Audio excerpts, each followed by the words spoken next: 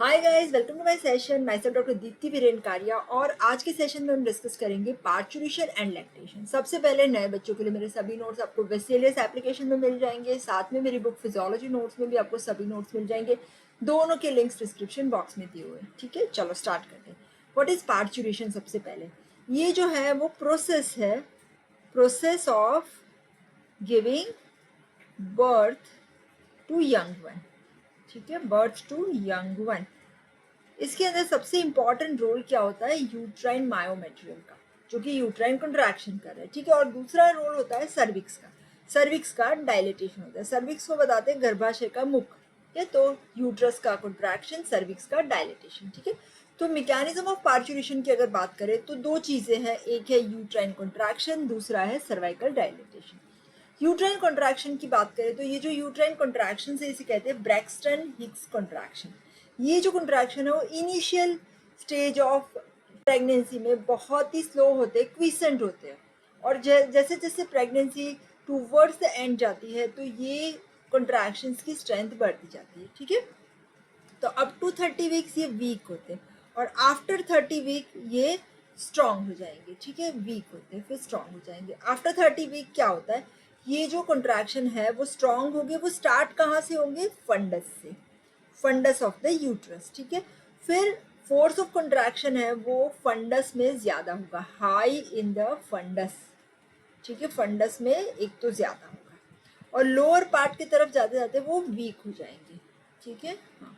फिर frequency of contraction की बात करें तो शुरू में वो 30 मिनट्स में एक आएंगे, वन कॉन्ट्रैक्शन। इसके बाद धीरे धीरे वो every 3 minutes one contraction. At the time of labour तो और ज़्यादा कॉन्ट्रैक्शन की फ्रीक्वेंसी बढ़ जाती है। प्रेशर कितना बढ़ रहा है? 30 to 35 मिलीमीटर ऑफ मर्क्यूरी। और दोनों के बीच में पीरियड ऑफ रिलैक्सेशन होता है जहाँ पे यूट्रस का ब्लड फ्लो रेगुलर हो सकता है। ठीक है, ये यूट्रस में ब्लड फ्लो पास हो सके। ठीक है, इसके बाद सेकेंड इंपॉर्टेंट फैक्टर है वो सर्वाइकल डायलिटेशन। तो इनिशियली जो सर्विक्स होता है ना वो रिजिड होता है और फिर धीरे धीरे वो सर्विक्स सॉफ्ट होता है, डायलेटेड होता है, जिसे कहते हैं राइपनिंग। सर्वाइकल डायलिटेशन के लिए क्या क्या फैक्टर्स इंपॉर्टेंट है? तो एक है स्ट्रक्चरल एंड बायोकेमिकल चेंजेस। जो सर्विक्स के कोलेजन फाइबर्स है उसका ब्रेकडाउन हो रहा है, ब्रेकडाउन ऑफ कोलेजन फाइबर्स एक। ठीक है, सेकेंड होगा, दूसरा स्ट्रक्चरल चेंज हो रहा है वो डिक्रीज डर्मेटान सल्फेट जो सर्विक्स में, और हाइलुरोनिक एसिड है वो इंक्रीज हो रहा है, इंक्रीज हाइलुरोनिक एसिड। और इसका कॉज क्या है, क्यों ये सब चेंजेस होंगे? तो under the influence of prostaglandins. ठीक है, हाँ। अभी स्टेजेस ऑफ लेबर, तो इसमें सबसे पहला है फर्स्ट स्टेज। फर्स्ट स्टेज में क्या होता है? यूट्राइन कॉन्ट्रैक्शन ज़्यादा से ज़्यादा स्ट्रांग हो जाएंगे, वो फंडस से स्टार्ट करते धीरे धीरे सर्विक्स तक जाएंगे और इसकी वजह से जो बेबी है वो नीचे पुश्ड होगा, साथ साथ में सर्विक्स का डायलिटेशन होता है।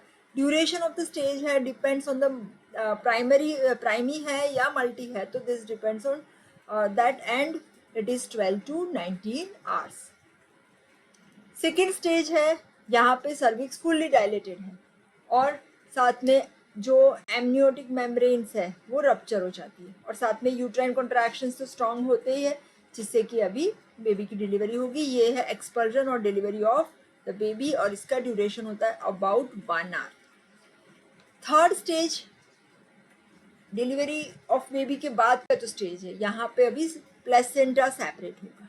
ठीक है, और प्लेसेंटा सेपरेट होने के बाद प्लेसेंटा की डिलीवरी हो जाएगी, पर यहाँ पे ब्लीडिंग जो है वो स्टॉप हो, देयर इज पोस्टपार्टम हेमरेज कभी कभी हो जाता है, वो स्टॉप होने के लिए प्रोस्टाग्लैंडिन्स आर इम्पॉर्टेंट। ठीक है, और साथ साथ में फिगर ऑफ 8 के ऐसे मसल्स होते जो ब्लड वेसल को ऑक्लूड करते हैं। ठीक है, और इसका ड्यूरेशन है अबाउट 10 to 15 मिनट्स। ठीक है, हाँ। अभी पार्चुरेशन का कंट्रोल, इसके अंदर आएगा हार्मोनल फैक्टर्स का रोल और सेकंड आएगा मैकेनिकल फैक्टर्स का रोल। तो हार्मोनल फैक्टर की बात करें तो हार्मोन्स, कौन से हार्मोन्स होते हैं? तो मैटरनल, मदर के हार्मोन, जिसमें आएगा ऑक्सीटोसिन, कॉर्टिजोल मदर में से, और प्रोस्टाग्लैंडिन्स। फीटल हार्मोन की बात करें तो फीटल का भी कॉर्टिजोल इंपॉर्टेंट है, ऑक्सीटोसिन एंड प्रोस्टाग्लैंडिन। प्लेसेंटा के ईस्ट्रोजन, प्रोजेस्टेरॉन एंड प्रोस्टाग्लैंडिन। तो ईस्ट्रोजन का क्या रोल होता है? ईस्ट्रोजन जो है वो लेटर पार्ट ऑफ, यहाँ पे कलर चेंज करिए, लेटर पार्ट ऑफ प्रेगनेंसी में, प्रेगनेंसी के लेट पार्ट में ईस्ट्रोजन का लेवल इंक्रीज हो रहा है, ठीक है। तो इससे होगा क्या? फोर्स ऑफ कॉन्ट्रैक्शन इंक्रीज हो रहा है, इंक्रीज फोर्स ऑफ कॉन्ट्रैक्शन। साथ साथ में दूसरा इफेक्ट है increase prostaglandin synthesis, increase number of oxytocin receptor. ये बहुत इंपॉर्टेंट रोल है। ईस्ट्रोजन क्या कर रहा है? ऑक्सीटोसिन के रिसेप्टर्स बढ़ा रहा है, तो ऑक्सीटोसिन इजीली यूट्रस के ऊपर काम करेगा, उसका कॉन्ट्रैक्शन कराएगा। प्रोजेस्टेरॉन का रोल है, प्रोजेस्टेरॉन यूट्राइन कॉन्ट्रैक्शन डिक्रीज कर रहा है, डिक्रीज यूट्राइन कॉन्ट्रैक्शंस, ठीक है। और ऑक्सीटोसिन है, उसका भी बहुत इंपॉर्टेंट रोल है। ऑक्सीटोसिन कर रहा है increases contraction of the smooth muscle of uterus at the time of delivery, contraction of smooth muscle. और ऑक्सीटोसिन के रिसेप्टर्स कौन बढ़ाएगा? वो है ईस्ट्रोजन। इसके बाद एक इम्पॉर्टेंट हार्मोन एक और है जो, जिसका नाम है रिलैक्सिन। ये जो है वो मैटरनल ओवरी सिक्रीट कर रही है, मैटरनल ओवरी भी सिक्रीट कर रही है, कॉर्पस ल्यूटियम भी, प्लेसेंटा भी सिक्रीट करता है, ठीक है। हाँ, और इसका काम क्या है? Relaxation of ligaments of pelvis, ligaments of pelvis, pelvis के लिगामेंट्स के रिलैक्सेशन का काम है पेल्विस, ठीक है।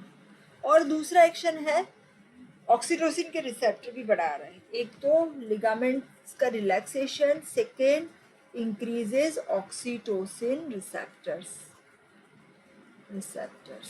ठीक है। और तीसरा काम है इसका, suppress the inhibitory action of progesterone, progesterone को इनहिबिट करेगा, क्योंकि प्रोजेस्टेरॉन क्या कर रहा है? प्रोजेस्टेरॉन तो कॉन्ट्रैक्शन को घटा रहा है, तो प्रोजेस्टेरॉन को इनहिबिट करेगा, ठीक है। तो ये 3 एक्शन है इसके, ठीक है, रिलैक्सिंग। अभी इसके बाद इंपॉर्टेंट रोल आया प्रोस्टाग्लैंडिन का। प्रोस्टाग्लैंडिन क्या कर रहा है? वो लेबर को फैसिलिटेट करेगा, फैसिलिटेशन ऑफ लेबर, ठीक है। कैसे फैसिलिटेशन करेगा? वैसे लेबर मतलब पार्चुरेशन, ठीक है। कैसे? वो force of contraction of uterus increase कर रहा है, यूट्रस इंक्रीज कर रहा है, ठीक है। कहाँ से सिक्रीट हो रहा है प्रोस्टाग्लैंडिन? तो प्रोस्टाग्लैंडिन सिक्रीट हो रहा है यूट्रस से, जो एमनियोटिक जो मेम्ब्रेन्स होती है ना, फीटल मेम्ब्रेन्स, और प्लेसेंटा, ठीक, यहाँ से सिक्रीट होगा। और इसका काम क्या है? जो सेल है यूट्रस के मसल, स्मूथ मसल सेल, इसके अंदर कैल्शियम का कंसेंट्रेशन बढ़ाएगा, जिससे कैल्शियम बढ़ा तो कॉन्ट्रैक्शन बढ़ेगा, ठीक है। अभी दूसरा हार्मोनल कंट्रोल में एक इम्पॉर्टेंट रोल है फीटो प्लेसेंटल यूनिट। यहाँ पे हमने आगे भी फीटो प्लेसेंटल यूनिट देखा था कि जैसे मदर में से कोलेस्ट्रॉल जाएगा प्लेसेंटा में, ठीक है। प्लेसेंटा में वो प्रोजेस्टेरॉन बना रहा है, फिर उसमें से एंड्रोजन डिहाइड्रोएपिएंड्रोस्टेनोडियोन है, वो फीटल एड्रीनल ग्लैंड में बन रहा है, और वहां से वो वापस आएगा प्लेसेंटा में, और यहाँ पे जाके वो ईस्ट्रोजन बनाएगा, ठीक है ना। तो जब जब जैसे जैसे फीटस का ग्रोथ हो रहा है, ठीक है, तो उसकी एड्रीनल भी ग्रो करेगी, एड्रीनल ग्लैंड। तो जैसे जैसे फीटस का ग्रोथ होगा, एड्रीनल ग्लैंड का ग्रोथ हो रहा है, तो फिर ईस्ट्रोजन का प्रोडक्शन बढ़ेगा, ठीक है ना। तो यहाँ पे foetal hypothalamic pituitary adrenal axis. तो इसकी वजह से क्या होगा? जो फर्स्ट ट्राइमेस्टर है, इसमें अगर देखो फीटस इतना ग्रो नहीं किया, उसका एड्रीनल भी इतना ग्रो नहीं किया, तो प्रोजेस्टेरॉन ज्यादा रहेगा।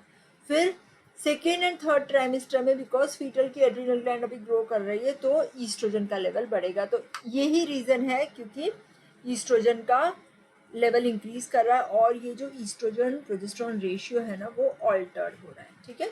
तो इसमें क्या हो रहा है? ईस्ट्रोजन बढ़ेगा तो ऑक्सीटोसिन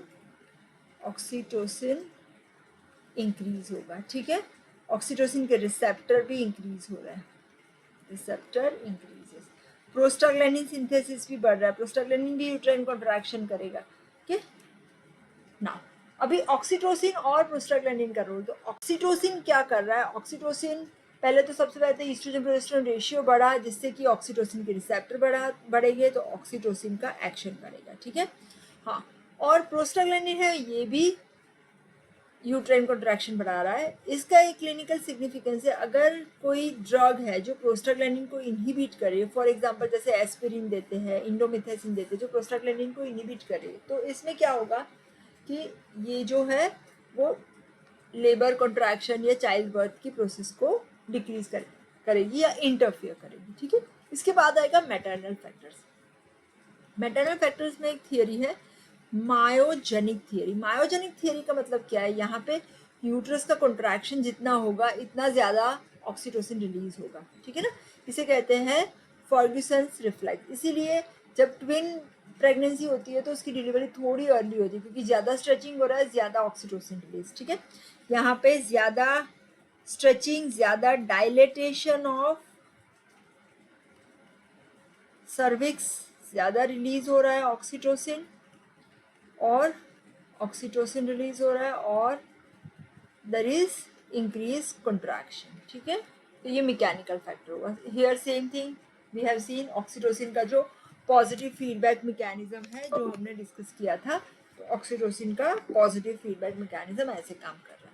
ठीक है, इसके बाद तो यहाँ पे ये पार्चुरेशन वाला टॉपिक कंप्लीट हो रहा है। यहाँ अभी नेक्स्ट डिस्कस करेंगे लैक्टेशन। लैक्टेशन में आएगा सबसे पहला डेवलपमेंट ऑफ ब्रेस्ट। और ब्रेस्ट का जो डेवलपमेंट है वो किसका फंक्शन है, ईस्ट्रोजन, फिर प्रोजेस्टेरॉन और उसके बाद प्रोलैक्टिन, प्रोजेस्टेरॉन और फिर प्रोलैक्टिन। ठीक है, इनिशिएशन ऑफ लैक्टेशन स्टार्ट करना प्रोलैक्टिन चाहिए। ठीक है, और मिल्क लेट डाउन या इजेक्शन ऑफ मिल्क करने के लिए ऑक्सीटोसिन चाहिए। ठीक है, तो सबसे पहले फिजियोलॉजी ऑफ लैक्टेशन अगर क्वेश्चन पूछ रहे तो इसमें क्या लिखना है, सबसे पहले मेमोजेनेसिस मतलब preparation of breast for milk secretion. Second lactogenesis मतलब synthesis and secretion of milk. Third expulsion of milk means galactokinesis means expulsion, and maintenance that is galactopoiesis. Start हुआ इसके बाद कंटिन्यू भी करना है, तो 4 स्टेप होगा। पहले ब्रेस्ट डेवलपमेंट होगा मेमोजेनेसिस, लैक्टोजेनेसिस मीन्स स्टार्ट होना, एक्सपल्शन होना galactopoiesis, and maintenance that is galactokinesis and galactopoiesis. तो डेवलपमेंट ऑफ ब्रेस्ट, तो डेवलपमेंट जो है वो प्यूबर्टी से स्टार्ट हो रहा है क्योंकि ईस्ट्रोजन और प्रोजेस्टेरॉन हमने बताया था। ईस्ट्रोजन क्या कर रहा है, कौन सा ग्रोथ कर रहा है, डक्ट टिश्यू का, फैट डिपोजिशन करेगा, मैंने बताया था DEF, इजी याद रहेगा, और साथ साथ में स्ट्रोमा भी ग्रो करेगा। और प्रोजेस्टेरॉन कर रहा है लोब्यूल एंड एल्वियोलाई का ग्रोथ। प्रोजेस्टेरॉन कर रहा है, प्रोजेस्टेरॉन से लोब्यूल एंड एल्वियोलाई। ठीक है, हाँ, और हाईएस्ट ये ग्रोथ स्टार्ट हो जाएगा प्यूबर्टी पे। हाईएस्ट कब होगा, प्रेगनेंसी में, क्योंकि प्रेगनेंसी के टाइम पे ये दोनों हार्मोन्स का लेवल हाईएस्ट होगा। ठीक है, हाँ, तो डॉक्टर सिस्टम मैंने बता दिया कि ईस्ट्रोजन है, इसका रोल होगा। दूसरे कौन कौन से हार्मोन है जो ब्रेस्ट डेवलपमेंट के लिए चाहिए, तो ग्रोथ हार्मोन भी चाहिए, ग्रोथ करना है, प्रोलैक्टिन भी चाहिए, glucocorticoids and insulin. Lobular development के लिए प्रोजेस्टेरॉन चाहिए, और final development of breast requires progesterone, और प्रोजेस्टेरॉन के बाद प्रोलैक्टिन का एक्शन आएगा। ठीक है ना, control of breast development and growth, तो कॉर्पस ल्यूटियम और other hormones mainly oestrogen progesterone जो कॉर्पस ल्यूटियम में से सिक्रीट हो रहे हैं, एक तो ईस्ट्रोजन प्रोजेस्टेरॉन, दूसरा एक इंपॉर्टेंट हार्मोन था ह्यूमन कोरियोनिक सोमेटोमेमोट्रोफिन, ये भी सोमेटोमेमोट्रोफिन है, मतलब मेमोरी ग्लैंड का ग्रोथ कर रहा है। ठीक है, ड्यूरिंग प्रेगनेंसी। फिर इसके बाद ये तीनों के बाद आएगा प्रोलैक्टिन का रोल। प्रोलैक्टिन क्या कर रहा है, जो ऑलरेडी ग्रोथ हुआ है ब्रेस्ट टिश्यू का ईस्ट्रोजन और प्रोजेस्टेरॉन से, अभी इसके ऊपर फर्दर ग्रोथ करेगा, और उसका जो प्रोजेस्टेरॉन का प्रोलैक्टिन का जो लेवल है वो इंक्रीज होगा 8th वीक। ठीक है, और पीक वैल्यू पहुंचेगी एट टर्म डिलीवरी के टाइम पे। ठीक है, हाँ हाँ, और लैक्टोजेनेसिस, लैक्टोजेनेसिस मतलब अभी इनिशिएशन ऑफ मिल्क सिक्रीशन। इसमें स्टेज 1 आएगा। स्टेज 1 में क्या होता है कि जो लास्ट फ्यू वीक्स होते हैं प्रेगनेंसी में, उसमें small amount of fluid secretion चालू हो जाता है, और जो जिसे कहते हैं कोलोस्ट्रॉम। पर ये जो फ्लूइड सिक्रीशन या मिल्क सिक्रीशन है वो इतना नहीं होगा टिल द डिलीवरी। क्यों? क्योंकि प्रोजेस्टेरॉन और ईस्ट्रोजन का लेवल हाई है। प्लेसेंटा है ना, अभी डिलीवरी नहीं हुई है, तो ईस्ट्रोजन प्रोजेस्टेरॉन इज हाई। और ईस्ट्रोजन प्रोजेस्टेरॉन का क्या रोल है? प्रोजेस्टेरॉन का रोल है कि ये इनहिबिट करेंगे प्रोलैक्टिन के एक्शन।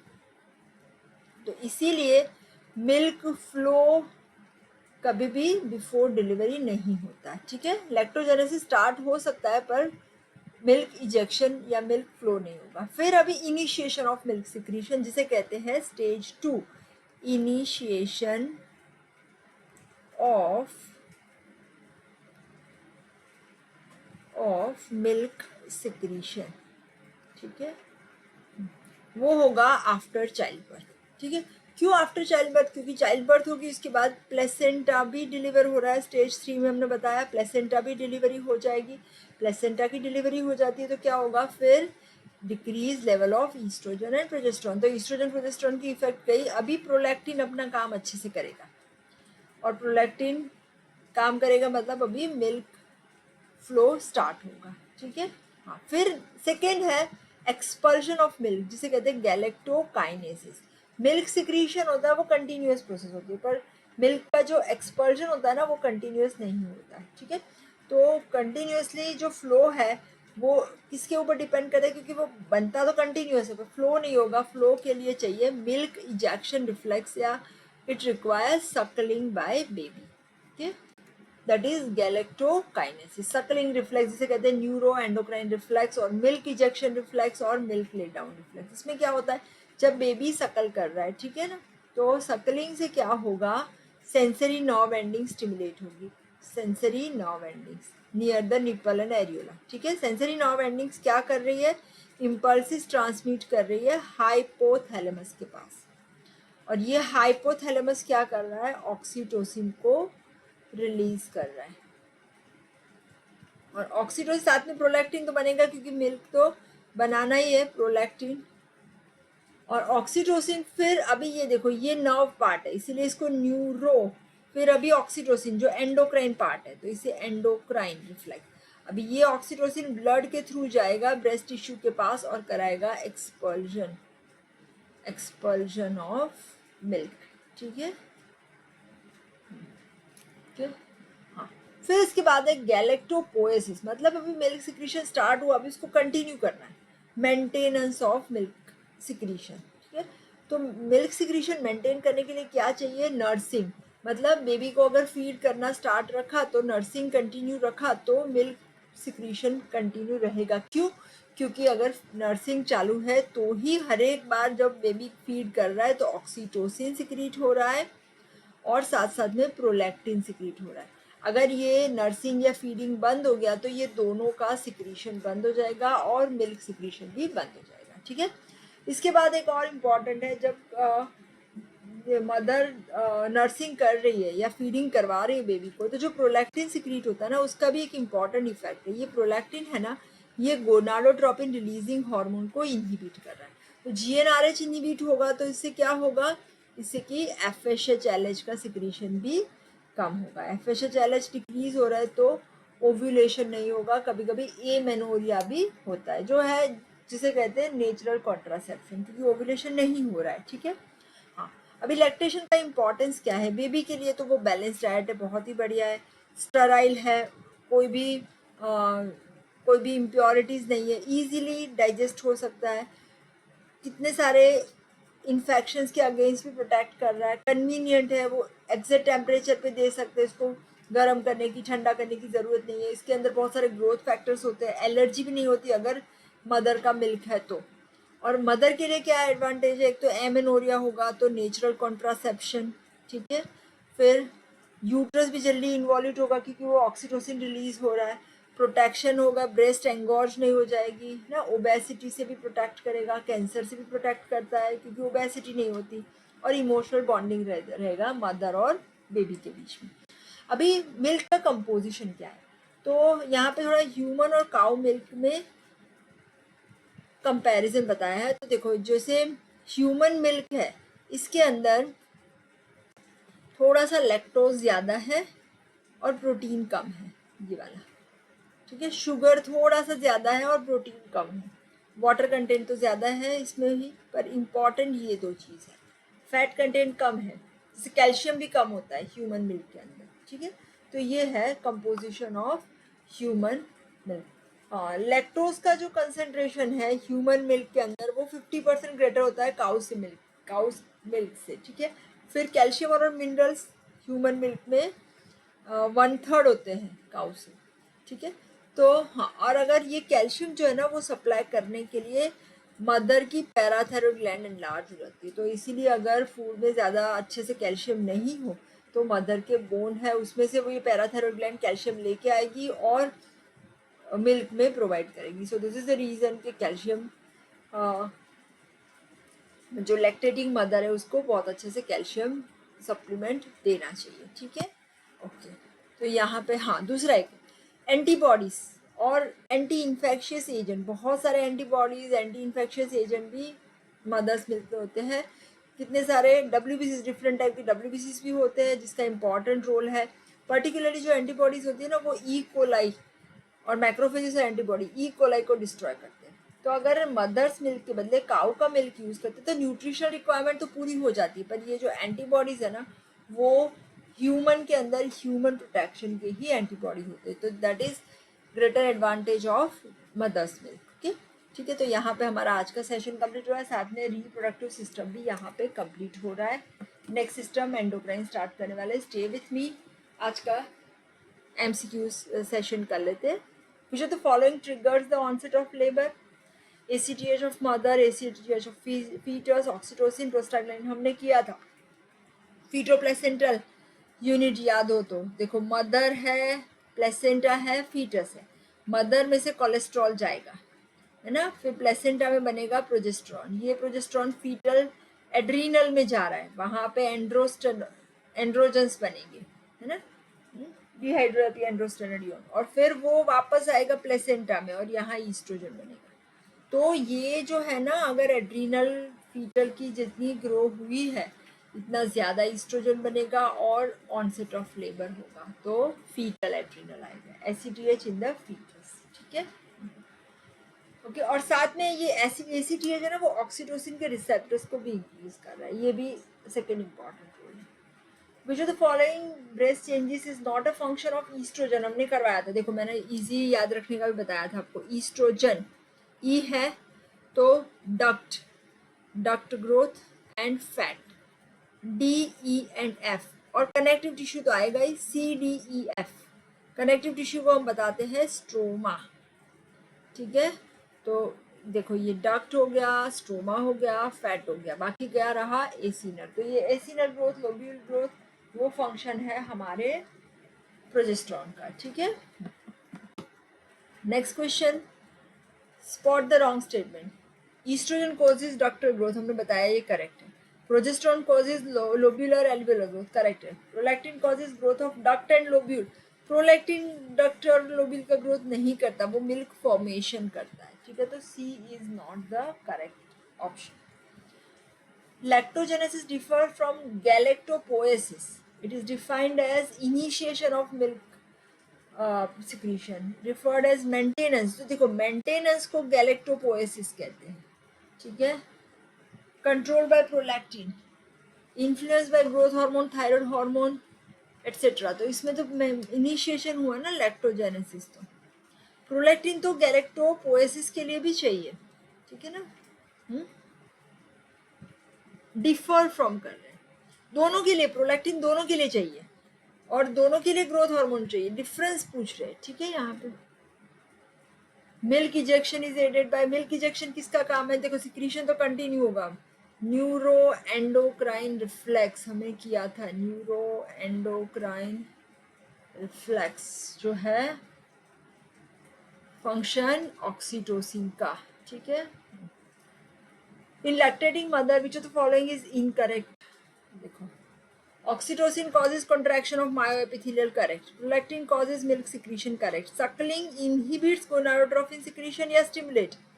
हमने कहा था suckling से क्या होता है, प्रोलैक्टिन सिक्रीट होगा। प्रोलैक्टिन क्या करेगा, जीएनआरएच को इनहिबिट कर रहा है। जीएनआरएच डिक्रीज हुआ तो गोनाडोट्रोपिन भी डिक्रीज होगा। तो कौन सा इनकरेक्ट है? Stimulation. Oxytocin causes all except, देखो ऑक्सीटोसिन तो एक देखो मिल्क इजेक्शन तो करता ही है, यूट्रस का भी कॉन्ट्रैक्शन करेगा, मायोएपिथेलियल का भी करेगा। लैक्टोजेनेसिस मिल्क प्रोडक्शन नहीं करता, ठीक है। Lactation is associated with all except amenorrhoea. Amenorrhoea होगा क्योंकि जीएनआरएच इनहिबिट हो रहा है, इससे टेम्पररी स्टरिलिटी भी होगी। नॉन सिक्रीशन ऑफ गोनाडोट्रोपिन, ठीक है, इंक्रीज नहीं होता है गोनाडोट्रोपिन, ठीक है। Colostrum false statement is, colostrum तो जो पहला मिल्क है ना, first 3 days after child birth, correct. Rich in protein and salt, correct. Contains leucocytes loaded with fat, yes, इसमें ल्यूकोसाइड भी होते हैं। प्रोटीन कंटेंट ये जो है ना इससे भी ज़्यादा होता है, around 8 to 8.5 gram per litre, per decilitre, sorry, that is the protein content, okay. Then human milk differs from cow's milk as it is, देखो हाँ, लेस प्रोटीन होगा, मोर कार्बोहाइड्रेट, लेस सॉल्ट, और sorry less fat and calcium, all are correct, ठीक है। तो यहाँ पे हमारा आज का टॉपिक कंप्लीट हो रहा है, रिप्रोडक्टिव सिस्टम भी कंप्लीट हो रहा है। Thank you so much. फिर से नए बच्चों के लिए मेरे सभी नोट्स आपको वेसेलियस एप्लीकेशन में मिल जाएंगे, साथ में मेरी बुक फिजियोलॉजी नोट्स में मिल जाएंगे, दोनों के लिंक्स डिस्क्रिप्शन बॉक्स में दिए हुए हैं। अगर वीडियो अच्छा लगा है तो लाइक कर दीजिए, अपने सभी फ्रेंड्स के साथ शेयर कर लीजिए, चैनल सब्सक्राइब करके बेल आइकन भी हिट कर लीजिए। Thank you so much.